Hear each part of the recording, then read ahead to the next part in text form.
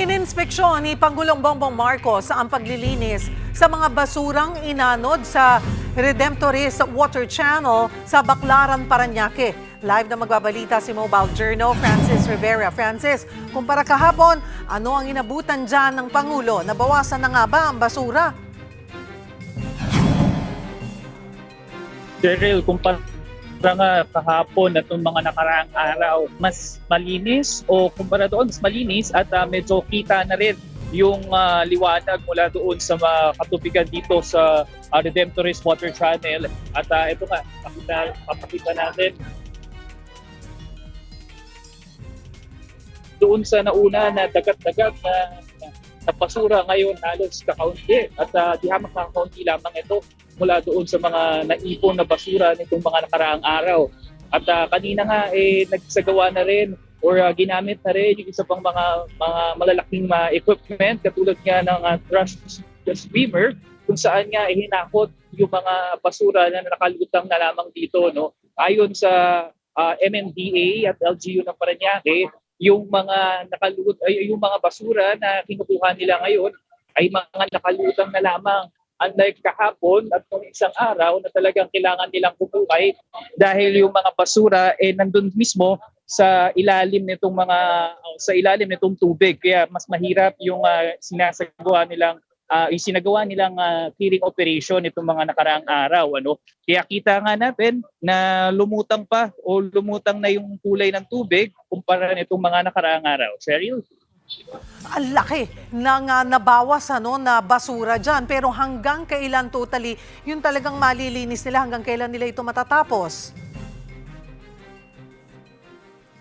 Ayon kay MMDA General Manager Nicolas Torre III, hindi raw sila magbibigay ng timeline kung hanggang kailan sila maglilinis dito sa Redemptorist Water Channel. Pero ayon nga dun sa mga nauna nilang pahayag, baka nga raw abutin ng 1 o 2 linggo at para matuluyang maalis lahat ng basura dito na inanod mula sa Manila Bay. Cheryl? At ano rin ang nasabi ng Pangulo patungkol dyan sa ginawa niyang pag-iinspeksyon? Cheryl, isa doon sa tinuturo niyang dahilan kung bakit niya mas maraming naipon na basura dito sa Redemptorist Water Channel yung isang buwan o yung katumbas na isang buwan na buhos raw ng ulan na naranasan sa buong Metro Manila nitong mga nakaraang araw. Ito, pakinggan natin ang pahayag ni Pangulong Bongbong Marcos. Una-una, kailangan basura kasi kayo na lapit talaga pumaksak na tubig. Yung pumaksak na tubig in the last week is the equivalent of 1 month's rainfall. Almost 1 meter. Kaya tayo nagkakaganto sa problema tayo ng ganito. Anyway, we see the problem solution.